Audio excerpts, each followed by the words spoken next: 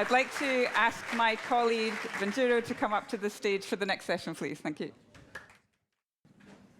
Right, hello, I'm Vinjaram Kandawire. I am The Economist's global property correspondent.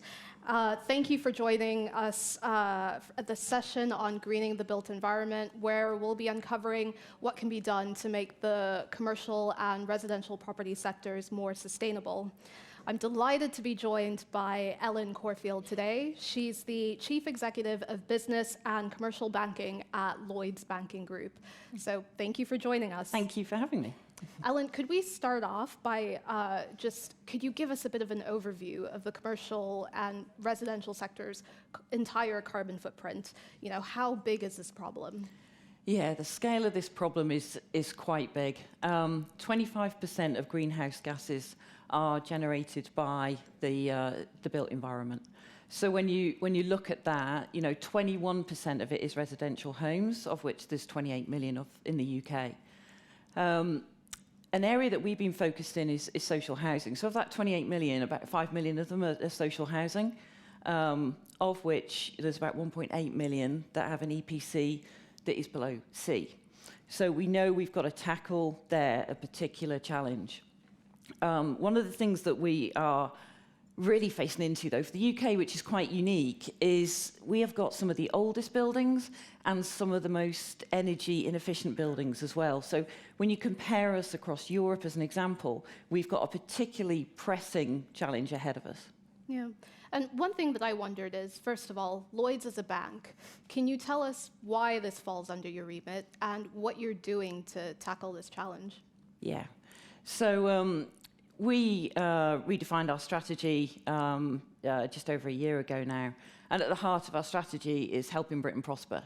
And so doing the right thing by our customers, our colleagues, the community that we work in, and also, you know, for all our stakeholders. If the UK prospers, Lloyds Bank prospers. So we want to be at the side as we go through this journey. It's hugely important to us, and we know that we can have a significant impact. And when I say that, it's because of certain areas that we do business in. So in particular, look at social housing. Since 2018, we've provided 15 billion of lending into social housing. 3.4 billion of that has been ESG linked. To our corporate clients, we've provided green funding, sustainability funding, again, about 15 billion of that since 2018, and green mortgages as well. So last year, we did about 3.5 billion of green mortgages. As we look forward, we want that to increase to 10 billion by 2024.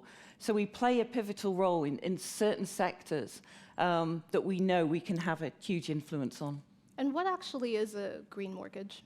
Yeah, so it's where we're providing mortgages currently on our Lloyds and our Halifax brand. You can receive cashback of £1,000, and that will go towards helping green your home. So that could be something, it could be solar panels, could be a heat pump, could be insulation, but you can use that then to help your home. And also, we've been more recently partnering with Octopus as well to give discounted offers on heat pumps and try to make it more efficient, effective from a cost perspective for homeowners. And what are home builders and property developers doing about this? Yeah, so they're doing a lot. You know, there's an awful lot that's happening as people face into it, but we know we've got gaps. We know we've got gaps in funding. There's about, you know, a £360 billion gap in the funding that we need to provide as we move forward. We also know that we need to work together in a better way. And when I say that, I mean we need to make sure that we are setting standards. So one of the things that we've done is worked on a social housing standard. We're part of the board that set that, so we're setting a framework as we move forward. We've also worked together with looking at minimum energy efficiency.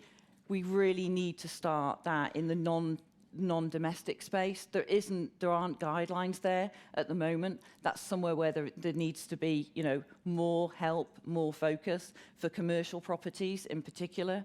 We've got, as I said, we've got the sustainability-linked loans that we're definitely, helping with. But I think, for me, more than anything, it's that framework and setting an expectation for the future that everybody can start rallying around. When are we going to see the phasing out of fossil fuel heating, as an example? So lots of people are trying to do things, but lots of people are also waiting. We are seeing those that are taking the plunge, though, really seeing the benefit of that. So the value of their commercial properties going up, more rental demand for those properties. So we're definitely seeing people start to move, but there isn't enough momentum in that movement, I would say. Yeah. And what role are the regulators playing? And does this look different in the residential market as in the commercial property market? Yeah, I think there's obviously been more done in the residential market. I would say if you look at where other legislation has come in, it has really helped. So, the motor industry being one that I would call upon. The announcement there, obviously, for combustion engines which will be phased out. There are certain things that the regulator can do that will really start to drive some momentum in this space. Which will then set the parameters for those that really want to invest. They want to make sure that they're setting themselves up for the future and they are investing in the right technology and moving forward, and know that then that investment they'll get back. At the moment, the ROIs that have been set, they don't really know. There's too much uncertainty here. So the regulators can help, and they can help frame that. I would say also in the housing market, it's the owned houses. So, the rental market guidelines within there, but there's definitely a gap and there isn't the incentive for people. And what fears me most, I think, is people getting left behind. Because at the moment, we're trying to help in the social housing sector and those that are on you'd call to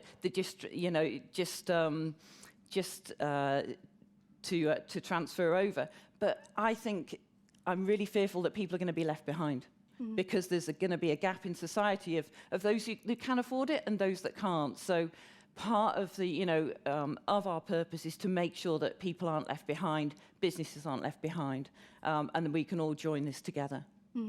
But perhaps the social housing sector aside, do you think that homeowners bear some responsibility to make their homes greener? I mean, we saw energy prices shoot up. Yeah. Is this enough of an incentive for homeowners, or is there more that we could be doing to incentivize people to get their solar panels and make their homes greener? Yeah, there definitely is. There's, as we look forward, everybody has a responsibility. All stakeholders have a responsibility. If you have a house, all of us need to look at how can that house run in a more efficient and effective way. And for our buildings, it goes right back to how they constructed, how are they designed, how do they operate. And it's fundamental, I think, that everybody is on an education journey with this one as well. Anybody that you talk to across businesses in particular, just say, can you help me? I really want to take this step forward, but I'm really not sure how to start. The energy crisis has brought this to the forefront for lots of people. As they're looking at their bills and thinking, how can I reduce my bills? How can I start to generate that energy myself within my business or my home? So it's definitely brought it more to the forefront. But I think it's then that investment that's needed for the future to then future-proof it. People are just uncertain as to which way to go, which technologies to use, which solutions to install. So there's still lots of questions out there, but I think we all have a role to play. Yeah. And is there a particular challenge in Britain, because we have a much older housing stock than lots of other countries? Is this a particular issue here? Yeah, there is. So the retrofit is definitely an issue. We have got the future sustainability guidelines that are coming into play, but not until 2025. So that's new homes. So we're still building homes today that aren't net zero. Once that comes into play, all house builders will build, homes that are net zero. But we are particularly facing into, I would say, a hard job at retrofitting our buildings because of that age of stock I talked about at the start, and because we know we have got inefficient homes today. I think the way to move forward with that one is through partnering. I think, there's a role for lots of us to play to make sure that we can partner. We can partner to make sure the right technologies are there together, the right solutions are there together, but then we're operating within a framework. So we have a framework that, when I say that, we've got guidelines, we've got policy, and people can then know what the aspirations are for the future, and they know that they're making a safe investment to get there. Yeah. And I'd like to stop there and see if we have any questions from the audience. Do we have any questions? We should have a microphone coming around. Oh, we've got questions. There we go. So I'm gonna take one of the questions here. You mentioned an education journey. How are you tackling this?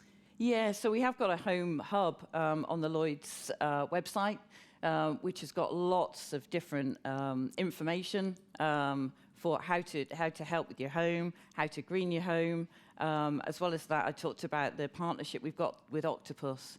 And I think it isn't just an education journey for consumers, it's also the skill set. So it's the skill set to make sure that we can go in and do those retrofits across the homes. So those are plumbers, electricians, all the guys that come out to do something in your home today. It's different technology in the future.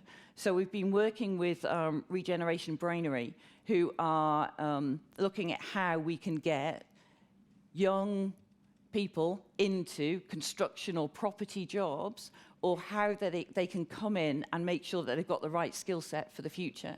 But there's a massive reskilling point here as well, as educating consumers and businesses that we all need to start to be a part of. But I think it's defining what the future looks like first before people can really see through that uncertainty to say, right, we know where we're going. Yeah, and then we can define that education that's needed.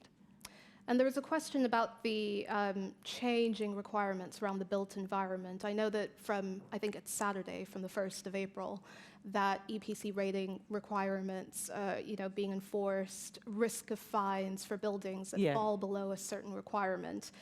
Is that issue, the risk of stranded assets, is that a bigger problem than what's happening in the residential stock, or do you have a view on this? Yeah, there isn't. Is that a more pressing issue? There is an issue there. I just think the sooner across all of our buildings across the country we can start to get some momentum of change. I think the large corporates we're seeing are really starting to invest in this space. Where I'm seeing a pocket that is definitely being left behind is SMEs. I know that lady who was here before was talking about the smaller businesses. Number one, they don't know where to start. Number two, they're surviving through a cost of living crisis. And number three, they don't actually know what the expectation is because there isn't policy set. So it's really difficult for them to make that decision. So I definitely say from a corporate, business side, that's a pocket. And then when we move then to residential, again, lots of investment in the rental space. Again, it's the owner-occupier that I think is the key one, again, that is going to be left behind. Social housing, us and other partners are trying to help as much as possible, but it's that divide of those that can and those that can't is the piece that worries me there on residential. And then the pocket that I talked about then on commercial properties is definitely SME and smaller business. Yeah. Do we have a sense of what is going to happen to all of these stranded buildings? We don't. There's no answer to that. There isn't. It's a worry. Yeah. As you walk down the high street today, as you see, it is a worry as you look around our buildings today, those that we can actually retrofit that aren't going to cost, the ROI is something that will be important as a builder or a developer that's looking at it to say, can I actually make a return on this? Is it worth me doing? So it is a worry. Yeah, but it's something we're going to have to work through and make sure that we can finance that and try and help and support as much as we can. Yeah, and we've talked a bit about the role of the regulators, but there's a question here on EU and UK regulations on sustainable finance. Do you think that they are supportive of the need to retrofit buildings? Yeah, I think there's the need and the appreciation that it needs to happen. I think there just needs to be more of a defined framework in which we can all move ahead within. You know, we have got targets ahead of us from a net zero perspective, but it's sort of how do we then help those that may be left with a stranded asset, trying to run that business, that, you know, they need the help to do that. I think that there's more that can be done, yeah. And we need to signpost. Those policies need signposting so that people can then make an informed choice, yeah. And I'm going to take another question here on competitors. Are you working on any initiatives with your competitors to help green the built environment? Yeah, there's a lot of conversations going on across the banks. And yeah, some of our competitors are doing some things very similar to us. We are leading in some of the work that I talked about before, in particular in social housing. And, you know, we were the first to do the sustainability-linked loans back in 21, and then we've done the largest one with Barratt's recently. So we are, you know, the biggest financer of new homes in the UK, but I think we're leading the way, and hopefully, you know, those competitors are also coming with us. But there are ongoing conversations, yeah. Yeah. I think we'll take just one final question. That's the first one on energy demand. Anonymous says, Powering Up Britain launched today. It seems like a massive missed opportunity on insulation and retrofit. Why is the government not addressing energy demand? Or are we doing enough as a country to address that in the first place? Yeah. And, you know, the paper came out today. I think, you know, there were, I think, some good steps forward, but there needs to be more done. I think we need to pick up the pace, would be my view on what we're doing. We're not doing enough. And I think it needs a lot more partnering. It needs us to work with government as we move forward, needs us to work across industry, needs to work with our peers and those that can provide the solutions, as in the technology or the fit that needs to go into the buildings. I think there's a lot more partnering that needs to be done and to really drive this one forward to the next level. I'm fearful that in the UK, we're innovators, we're leaders, we always want to be at the front, but I'm fearful of the things that have happened in the US to drive this forward, the focus it's got there, as well as in certain parts of Europe. I think there's more that can be done, and I think we can just do that through partnering, bringing people together and really driving some momentum. Yeah. Well, thank you very much. That's all we have time for today. In summary, the sector has a long way to go when it comes to greening the built environment. But the good news is that the pace does seem to be picking up. And as we've heard today, there are lots of reasons to be optimistic. So, Ellen, thank you for joining us. Thank you.